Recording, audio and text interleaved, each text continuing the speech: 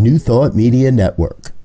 We are a global broadcast network of positive music, media, and entertainment, inspiring humanity's evolution along the journey of enlightenment and creating a world of love, peace, empowerment, and prosperity for all. New Thought Media Network. Positively inspiring. Choice. Your creative superpower. We have the power to manifest as we dedicate attention to our thoughts, but often miss opportunity to achieve the greatest good. Your superpower is waiting to be unleashed to unlock a fuller, more rewarding world for all. Join us every Thursday at noon Mountain Time for Choice, Your Creative Superpower with Zoe MURO.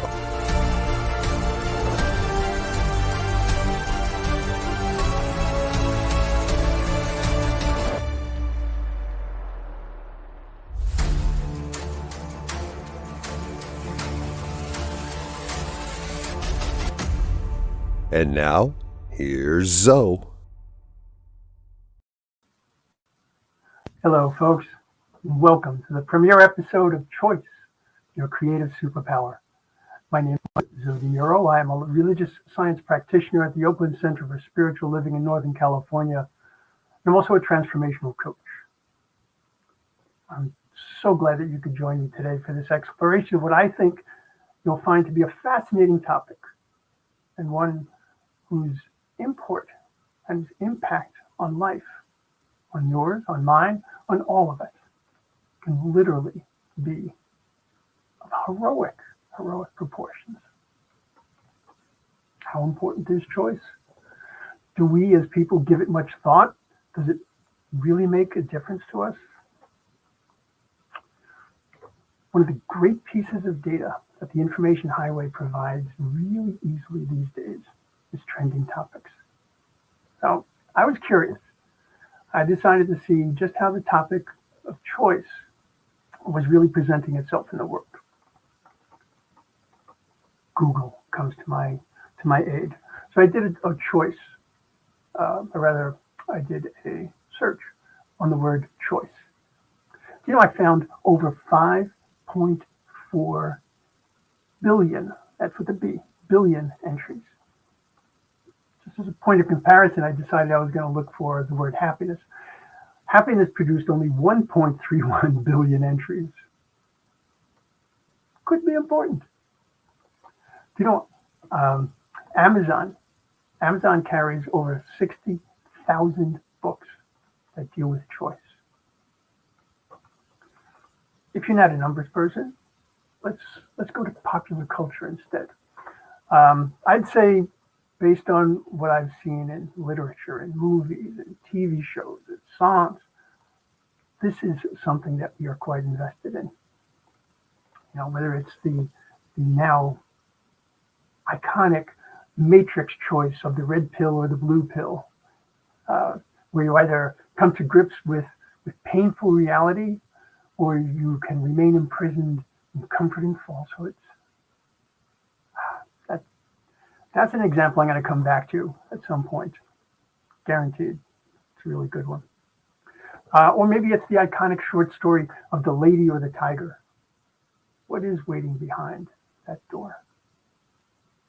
Or in our music, Robert Johnson, Down at the Crossroads. The chairman, Frankie Sinatra, confidently explaining his choices in my way. Or the Clash not so confidently asking the very simple question, should I stay or should I go? As author John C. Maxwell put it, life is a matter of choices, and every choice you make makes you. Now, in fact, I'm actually willing to go out on a limb and say that your happiness is directly tied to your choices. And that's part of why I wanted to bring this topic to the forefront. Another part of that actually lies with my own life experiences, how I got to here and how I got to be, I suppose, who I am today. So since this is our first time together, I wanted to tell you a little bit about who I am, how I got here, how that relates to this topic. I think that's important. There are certainly many details about my life that could provide a very deep understanding of who I am, but I'm going to hold off on that level of information right now. It's important, and they do have a direct bearing on my life, but I want you to see these things in context because I think it would make more sense in terms of our conversation. So for today, I just want to start with some fundamentals. My pronouns are he and him. I was born and raised in New York City, moved to the Bay Area about 30 years ago. I'm a husband, a father, a grandfather. I've probably had 3 or 4 very distinct careers over the years. And they run the gamut from having been a corporate computer geek to being a corporate trainer, to being a teacher, to being a coach. Now that's both a coach for training for sports as well as a coach for dealing with life. And I've now progressed to being a spiritual advisor. All of the things that I've done in my life, each one has actually brought me closer and closer to what I feel is indeed my true calling. I wish that I were one of those people that could say, oh yes, from the very, very early age, my spirituality meant so much to me. But can't really say that. My early life, I really wasn't driven to understand spirituality as much as I was told in rather dogmatic terms. I was, in essence, doomed. Simply by being a human being, I was doomed because there was no salvation. And I would need that salvation. My personal worth, I was told, was essentially non-existent. My thoughts, my interests were always going to be secondary to the will of God. That's in all capital letters, in quotes, and let's put it in a really dramatic font and cue the thrilling music, get Cecil B. DeMille here. In other words, there was this all-powerful being out there somewhere who had a plan for me. And if I didn't follow it, I'd be miserable. Well, apparently I wasn't following it because I was miserable. But I suspected that there was probably more to this than I thought. So I decided I needed to just drift away from the religion of my youth. No, that's why. I ran away from the religion of my youth because I knew that there was something. I didn't know what, but I knew that there was something, and I was going to find it. So I spent the next few decades dabbling in a variety of religious teachings and philosophies. I decided for a fair number of years I was an agnostic because I couldn't feel the presence I so needed and wanted. But I suspected that there was something far greater, and it was just waiting to be uncovered. I could literally feel something within me just waiting to be reached, waiting to be connected with. I'd say it took a good 40 years for me to find science of mind. But when I did, wow, I knew I had found exactly what I was looking for. The first time I heard, change your thinking, change your life, I was instantly intrigued. To be honest, it sounded too good to be true. I mean, you're dealt a hand and you've got to play it, right? I mean, I didn't choose my parents. I didn't choose to live in a place where fear and power were the primary forces that were used to establish dominance, although almost no one would ever actually state that outright. I didn't choose the pain, the loss, the disenfranchisement. So change my thinking, change my life. Sign me up. I've spent literally every day since the first day I walked into Science of Mind taking responsibility for my life, paying greater attention to my thoughts, challenging my assumptions. And in the process, I am delighted to say that I have gained a greater and greater sense of who and whose I am. Let's talk about thoughts for a moment. I don't know how they did this, but somehow researchers have come up with this analysis that says, on average, we humans have anywhere from 6,000 to 35,000 thoughts a day. And there are some that say we make that many choices in a day. Excuse me. Well, let's say you're awake for 16 hours a day because you're one of those wonderful people that gets the anointed 8 hours of sleep every night. So that would be somewhere around 375 to over 2,000 choices an hour, which would mean in the past 5 minutes alone, you've made, if my math is correct, between 31 and 166 choices. Yeah, come on, that doesn't sound right. But how about this? How about how many choices do we make consciously versus subconsciously or unconsciously? Now, I don't want to get too Freudian or Jungian. Let's simply say that in terms of awareness, there's a continuum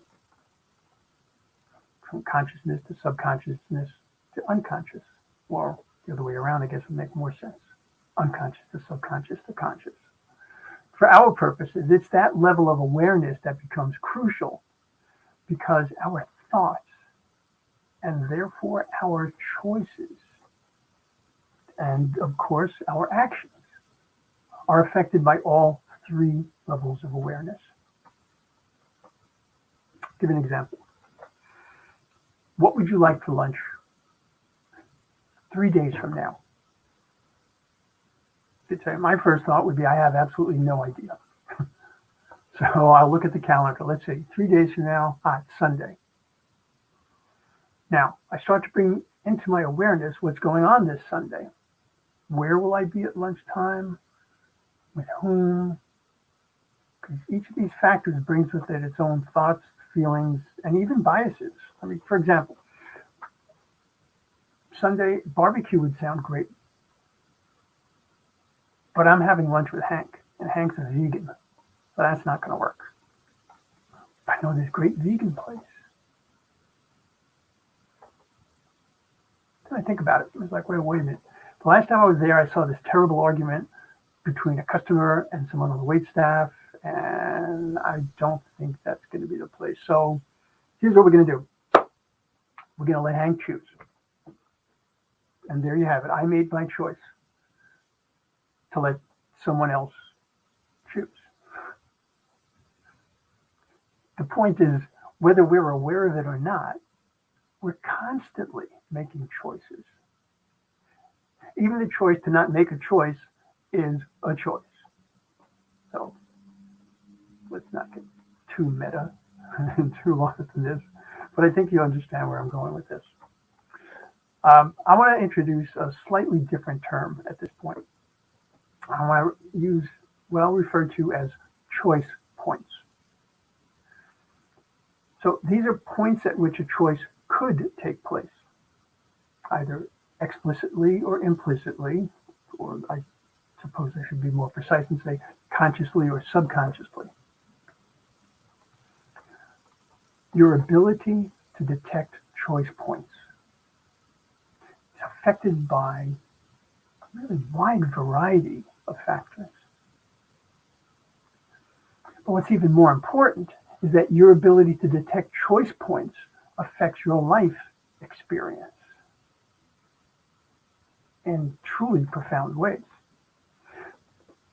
Being able to see choice points and then make effective use of them can be the difference between merely surviving in the world and truly thriving in it.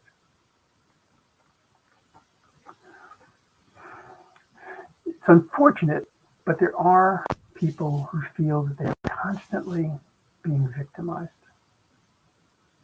And believe me, I'm not saying that this is always true, but at times, people who identify themselves primarily as victims see fewer choice points than people who do not identify as victims.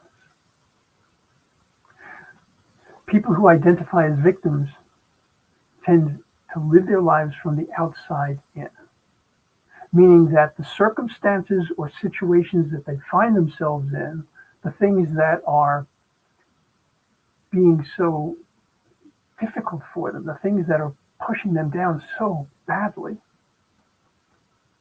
these circumstances or conditions dictate their experience of life rather than allowing themselves to determine how they choose to view and then react to these external stimuli. When I speak of victimhood, I am speaking from experience. And I would be more than happy to explain the details of that, and I will in later episodes, because it is truly important to understand just how being able to step beyond victimhood means being able to step onto the path of your true life. And victimhood has a continuum to it, if you will. I'm speaking of a very extreme version of it, that's true. But each and every time that we consider we do not have power is a variation of that. So being able to determine where we do have a choice point is a way for us to understand where we have power.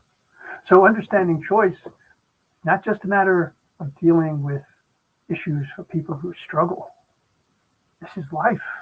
This is life. So even if you've had this wonderful thought out plan for yourself and you figured out your education and you figured out your career and you have all these things in mind as to what's going to happen,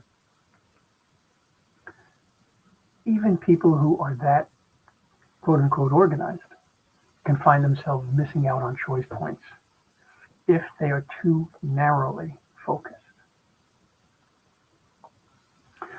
James Campbell put it this way: if you could see your path laid out in front of you, step by step, you know it's not your path. Your own path you make with every step you take. That's why it's your path.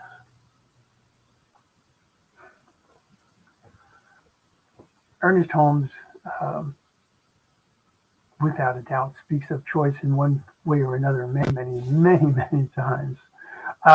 There's this one book in particular that I was looking at recently called How to Change Your Life. Love this book. And he speaks of the power of choice. I want to read a small passage from there.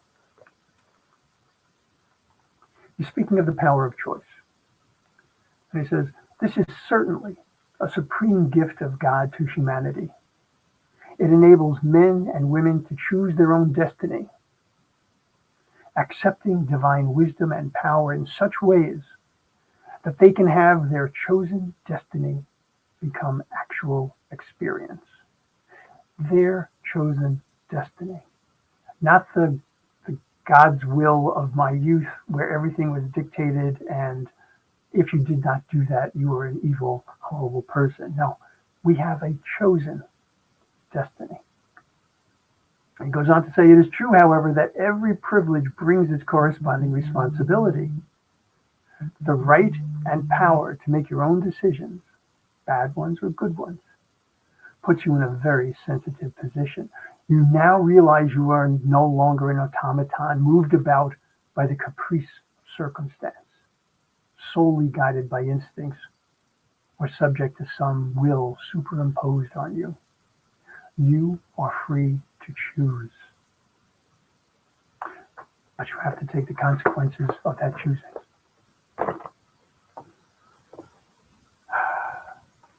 So we'll be looking at many ways that choice affects our path. We'll be exploring ideas such as how does our creative power, super choice, tie in with forgiveness, with grief and loss, with dealing with pain, especially chronic pain, thriving instead of surviving when we deal with abuse, with addiction, with aging. What about love and judgment? How do we deal with our conscious versus our unconscious beliefs? How does choice affect our prejudices and biases, and how do they affect our choices? Choosing our stories. Yes, you get to choose your story. Choice and identity. This is a big one. This is one that I was fairly surprised when I realized just how intensely choice and identity can be tied together. That's something that we see in our world every day, especially now. We'll talk about choice in relationships, a very interesting and complex part of choice, because now we're dealing not just with the one individual, we're dealing with each of the people in the relationship, and the relationship itself has its own life, if you will. And we'll talk about integrity. Without a doubt, every choice that I make in my life, I want to be a choice that represents who I am. And as I have become more aligned with my spiritual truth, I want it to represent not only who I am, but whose I am as well. My choice is to be the place where the light and the love of the one shine in this world. And so that definitely affects many, many things that I choose. So we'll be looking at these things. I'll bring in various books that I find to be helpful. I'll probably bring in additional people that I know have been making some real strides in their lives. And I want you to get a sense of how their decision making, how their choices brought about such a great change for them.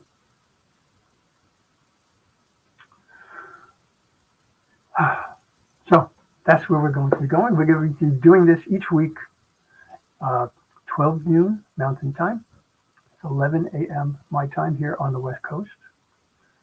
And I am looking forward to having you contribute and participate in these conversations. So by all means, if you have something that you would like me to discuss as part of this, I'll invite you to send me an email.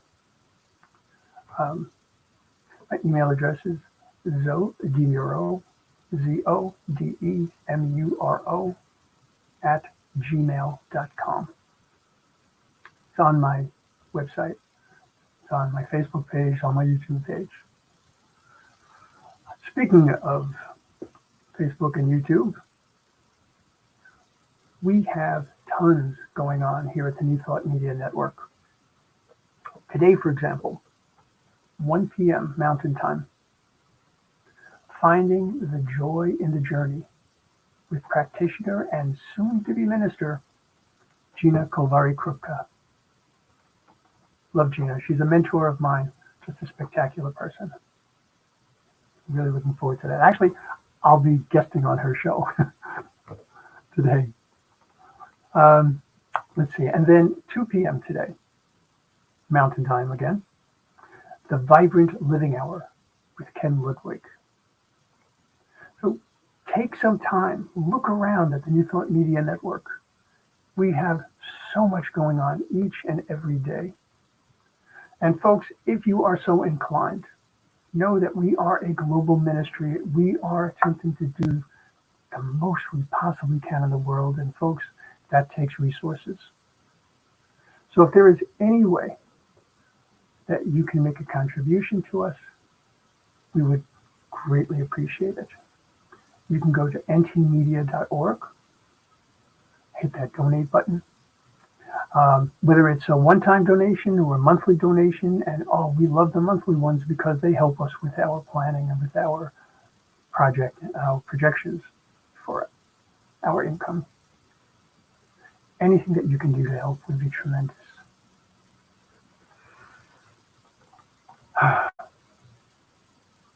So, I want to leave you with this one thought from Voltaire.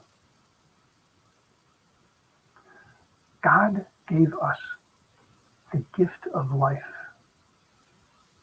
It is up to us to give ourselves the gift of living well.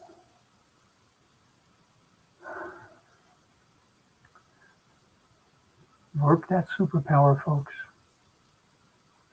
The results are going to astound you. Okay. Until we meet again, much love and many, many blessings.